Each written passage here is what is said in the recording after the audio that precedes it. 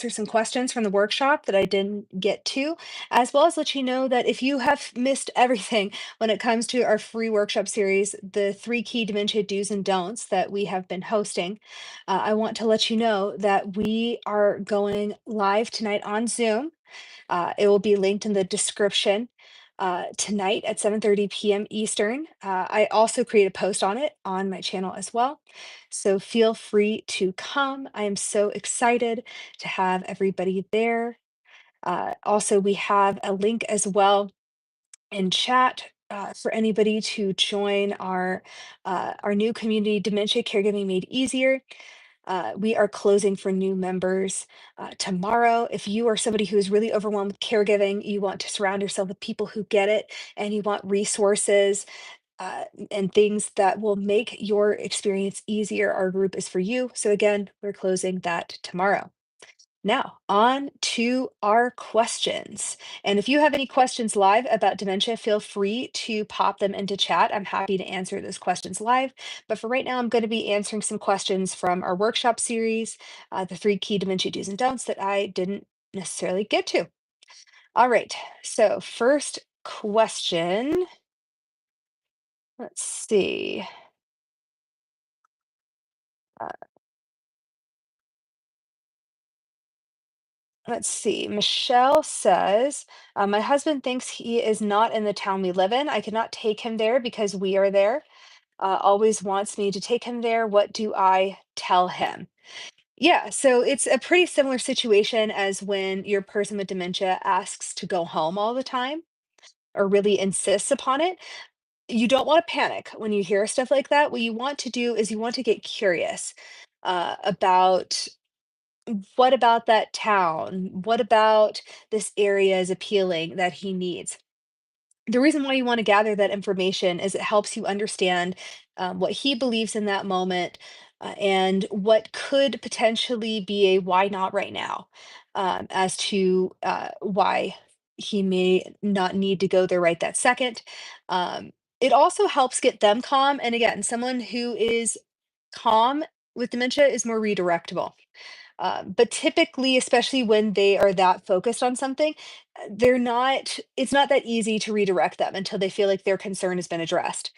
My best tool that I use for something like that is a leading question. So what I mean by that is, for example, if he says, um, "I need you to take me back to Costa Mesa." That's a town I used to live in that I don't live in anymore. I need you to take me back to Costa Mesa. And if they say something and you could say something like, "Oh, well, what's going on in Costa Mesa? Everything okay in Costa Mesa?" Something along those lines. And if they're just like, "Yeah, I just really need to get there. I'm just really worried about all the people there." It's like, huh, okay. Well, usually they have like town hall meetings and stuff like that, right? So that's what I mean by leading question. So it's basically saying like, these solutions are here, correct? So it's you're not necessarily telling them what to think per se, but you also kind of are at the same time. So it's almost giving them like a way to logic that isn't using logic. I don't know if I'm making a ton of sense here, but leading questions are definitely your best friend when it comes to addressing that concern for them. So saying something along the lines of just like, I'm sure you're really good at taking care of things on the home front. Like, you wouldn't have left the house unless everything is taken care of, right? And the chances are they'll probably say like, "Yeah, yeah, you're probably right." It's like, "Yeah, so the house is probably fine." Well, for right now, I could use your help doing X, Y, and Z. Then they're redirectable. So again, you address their concern and then you redirected them. So that's what's going to help you. Again, it doesn't matter if they're asking to go back to a town that you are currently in. You want to get curious about, what is it about town or that they're looking for. Like, why do they want to go back to the town? Because that can help you really problem solve and get to the end of that. In our dementia community, Dementia Caregiving Made Easier, and if you're curious about it, it's linked in chat. Uh, we have all kinds of videos and monthly workshops that really help you problem solve. I think what a lot of caregivers found out during our workshop series is that when they were practicing with me on saying these solutions or saying these leading questions, that they started to get kind of nervous and clammy. And we're just like, oh no.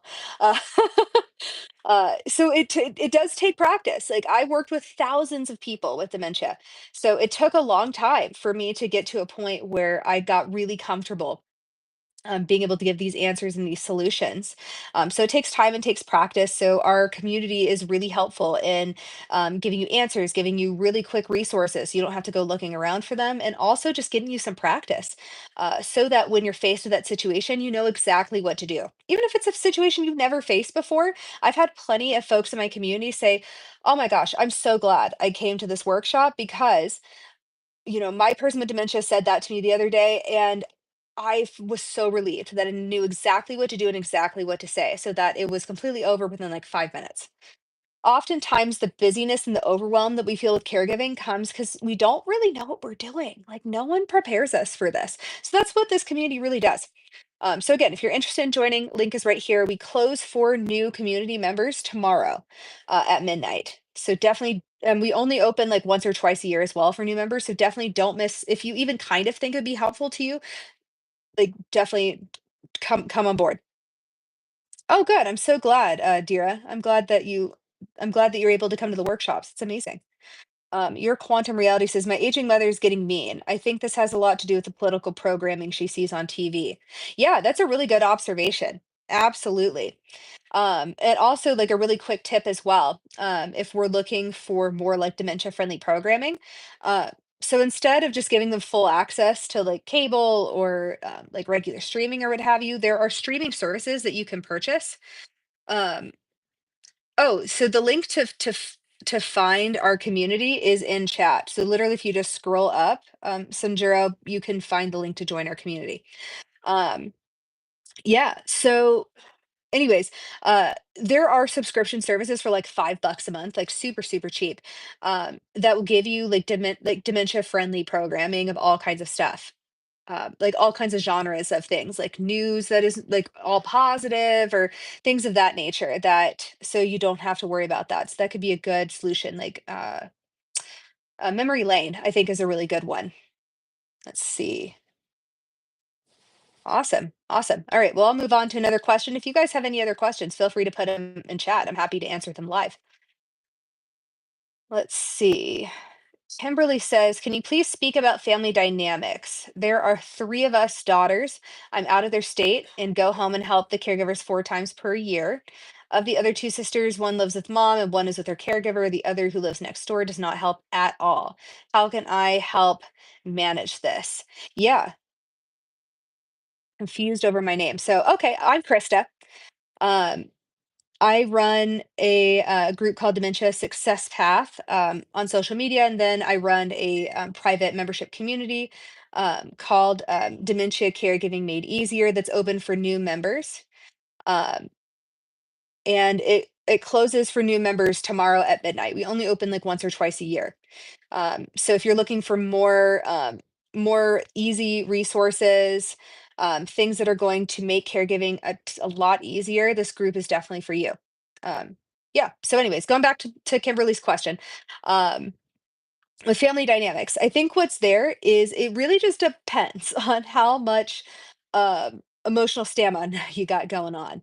Um, and it also depends on the family members. I think what ends up happening is a lot of people get really fixated on like specific family members should be doing X, Y, and Z. And they get very, very upset when those family members aren't. So ultimately, what's there is you can't make anybody do things that they don't want to do, unfortunately. So the most you can do is just set boundaries for yourself as a caregiver and go from there. So a good example, like I'll give you a great example of some community members. So one of my community members found that her few other sisters were just putting everything on her. But she also wasn't the family member that had control of finances. So she found herself having to like beg the sister who had control of the finances to please send more money for supplies or help. And she found herself paying for stuff out of pocket. So it definitely wasn't fair. So what I told her is, look, you can definitely talk with her and tell her how you feel, what the situation is.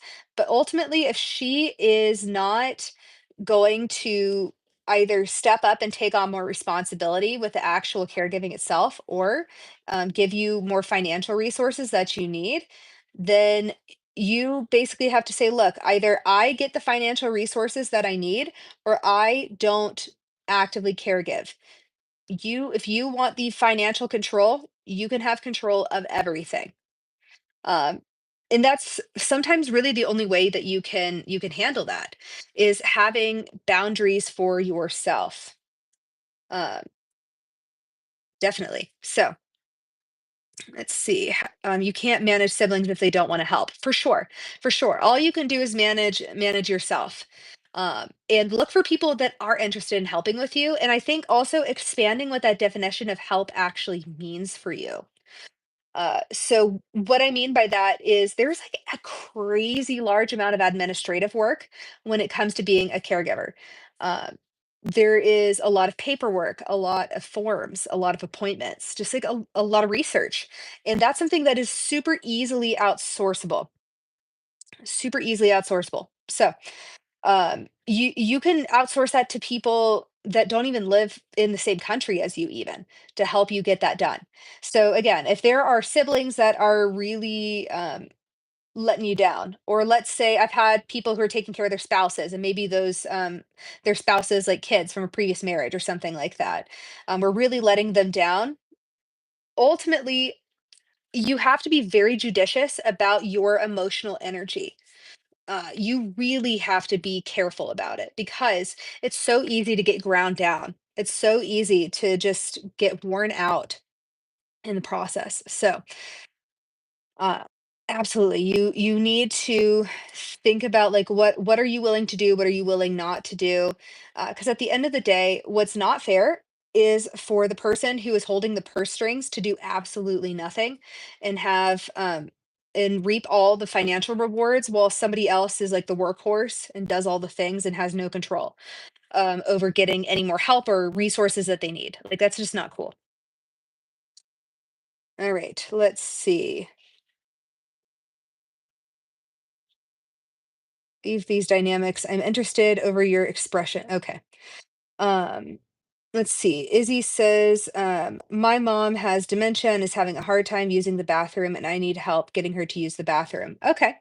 Izzy, I'd be curious to learn, um, I guess what we're struggling with as far as getting her to the bathroom. Like, is it just like getting her inside the bathroom? Is it getting her to go inside the toilet? Just a little bit of clarity there would be helpful so I can answer your question a little bit more concisely. All right.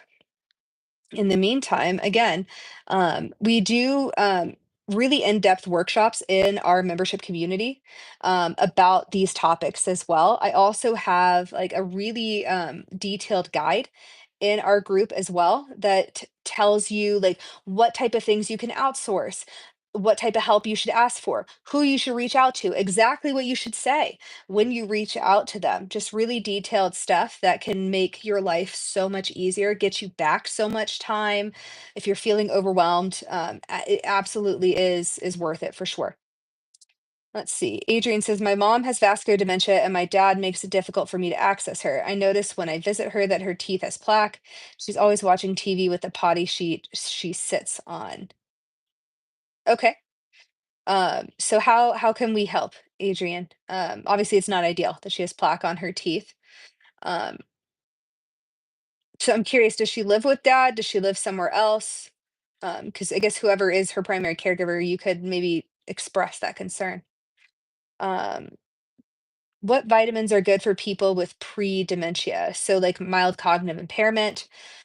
Yeah, so we actually had two really well-known neurologists come and speak to my group, Dementia Caregiving Made Easier, about this exact topic, and they gave like a whole a whole list about it. To be honest with you, I don't remember that list like just off the top of my head. But if you want to look up those specific neurologists, they call themselves the brain docs on social media.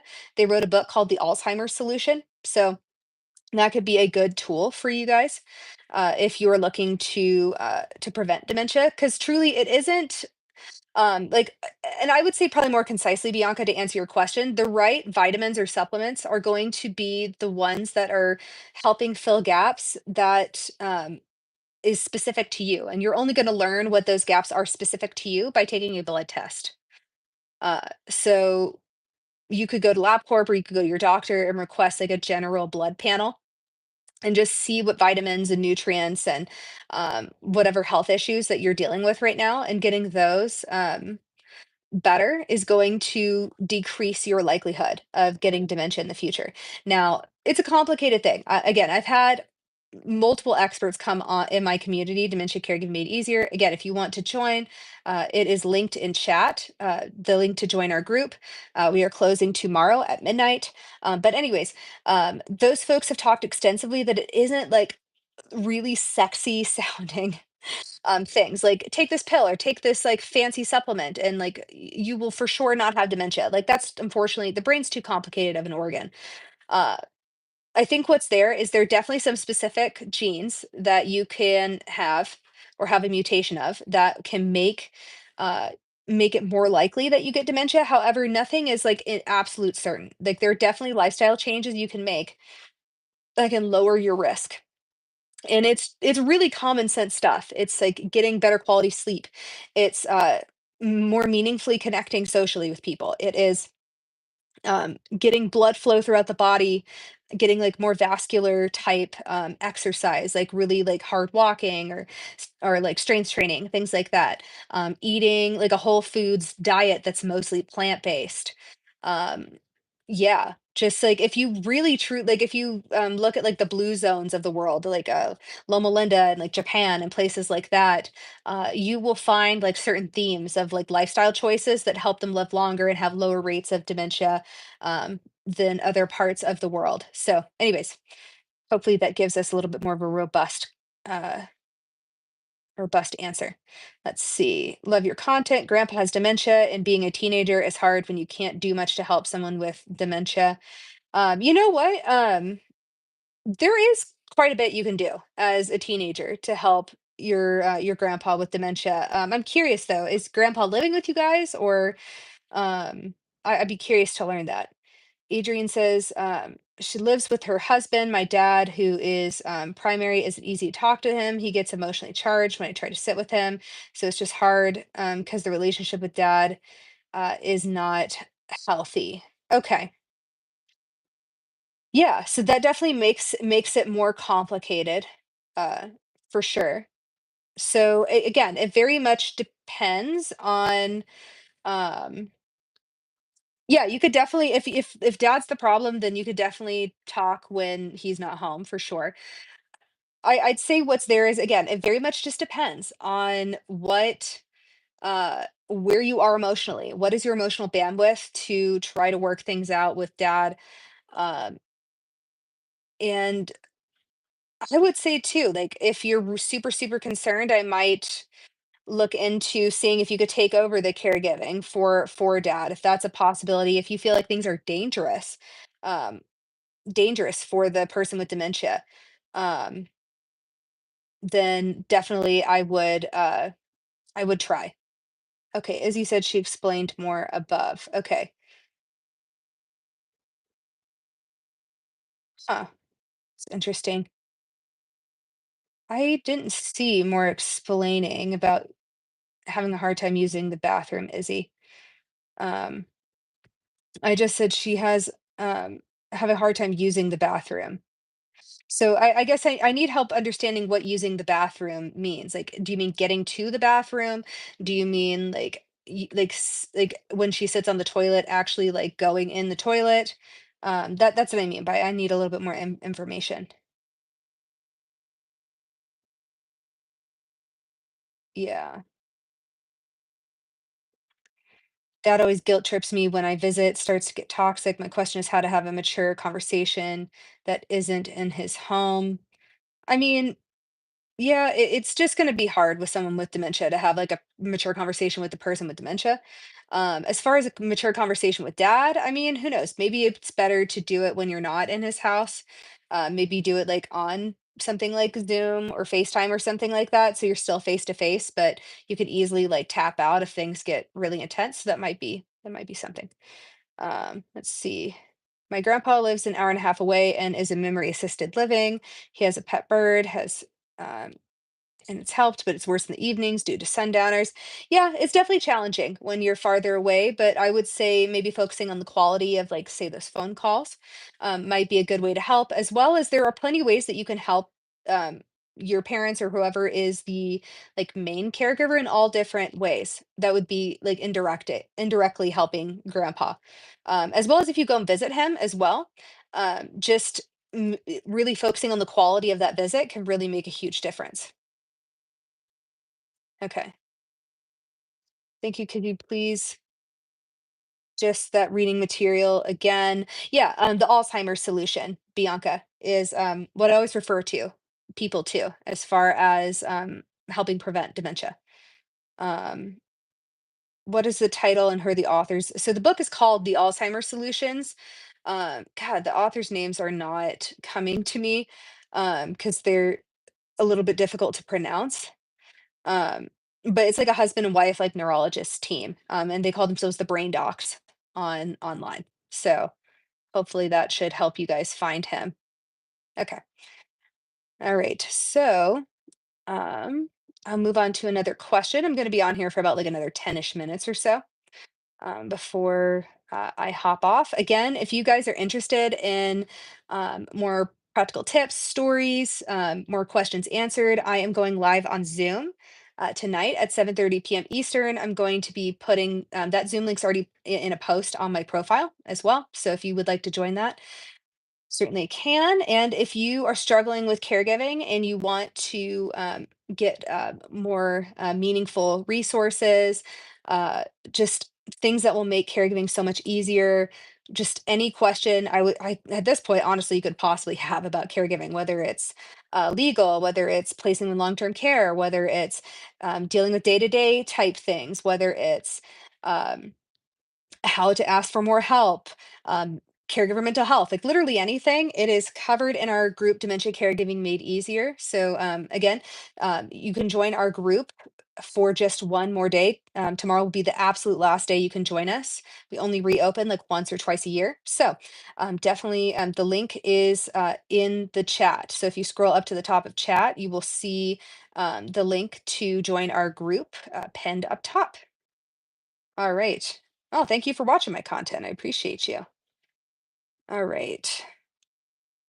Suzanne says, my aunt has a false belief that her husband is not dead. She thinks her husband is at a hotel, my house, or an apartment, and I'm fooling around with him. Uh-oh. She thinks I'm lying when he says that he is dead. Uh-oh. Oh man. Well, that's a problem. So, real quick before I get into that question, um, hopefully I'm saying your name right. Hala is asking, what are my credentials? Yeah, great question. So I'm a certified dementia practitioner. I've also, my background is in Jerry Psych. I worked as an activity therapist with thousands of dementia patients, hands on, uh, really communicating and engaging them. Uh, a lot of like hands-on boots on the ground. Like I'm not someone who educates a ton on like all the scientific reasons why things happen. I usually have like other experts come into my group and share their expertise because quite frankly, it is impossible to be an all-around dementia expert. But the main wheelhouse that I do is I give you tips like practical, like what to say, what to do type stuff. With challenging dementia behaviors is my main thing. um, so yes, lots of hands-on experience working as an activity therapist in Jerry Psych. I've also worked in senior living and in home health as a care manager as well. I got a few certifications beyond my my therapy background. So, anyways, Hopefully that answers your question. Do I have an Instagram handle? Yes, it's the same as the one on here, Dementia Success Path, on Instagram, on all of my social medias. Definitely. All right. So, anyways, as far as false belief about husband not being dead, so ultimately, you are not going to convince somebody with dementia of something they do not already believe. That is the absolute truth. So, what you want to do instead is you want to get curious about where they think that person is, what they think that person is doing. It depends on how calm they are. Like if they're absolutely freaking out, you want to help them get calm first before you ask them like 20 questions. Like, you wanna be like, "Oh, man, yeah, that sounds really, really scary. Tell me more about what you're feeling." Just enough to get them calmed down, and then maybe you can ask them, again, my favorite thing, leading questions, to help them reach a conclusion that you want them to meet. So, for example, if she thinks her husband's at a hotel, honestly, I would just go with that. Yeah, you're probably right. Like, if husband, like, went on business trips and was at hotels a whole bunch, like, sure, that's where he's at. Who cares? Yeah, just let her answer her own question, but I would pretty quickly after that redirect her to something else. Because again, a calm person with dementia is a redirectable person with dementia. So that's what I would suggest. And again, this isn't super easy. Like I'm making it sound like it's super, super easy thing to do. It does take a little bit of practice to do that. That's why some people in the free workshop series I just hosted got some practice. But in our membership dementia caregiver community, Dementia Caregiving Made Easier, I host monthly workshops just within our caregiver community where you can practice these skills and really hone them. Izzy, I have not seen your clarification. That is so strange. If you could post your clarification of your original question one more time, that would really help me out. I would really appreciate that. All right. So, anyways, if you want to join our group, it closes tomorrow for new members. So, dementiasuccesspath.com or it is linked at the link to join is linked in the comments at the very top. So if you scroll to the top of our chat, or I think it's also pinned to the bottom, you can get to the sign up page to become a member and get our helpful resources and really get engaged with a community that really, really gets it. Email it to me because it is a lot to type. Izzy, I would actually invite you. I'm actually going live tonight on Zoom, um, answering a bunch of questions. So if you have time at 7:30 p.m. Eastern tonight, yeah, I could definitely answer that question then for sure. Um, let's see. I think I have time for one more question before I have to hop off. Um, what are some ideas for keeping them busy or active with a job? Oh, that's so weird that it keeps deleting. I'm sorry about that, Izzy. That's so strange. Okay, perfect. Yeah, there's a post on my YouTube channel, Izzy, that has the Zoom link for tonight.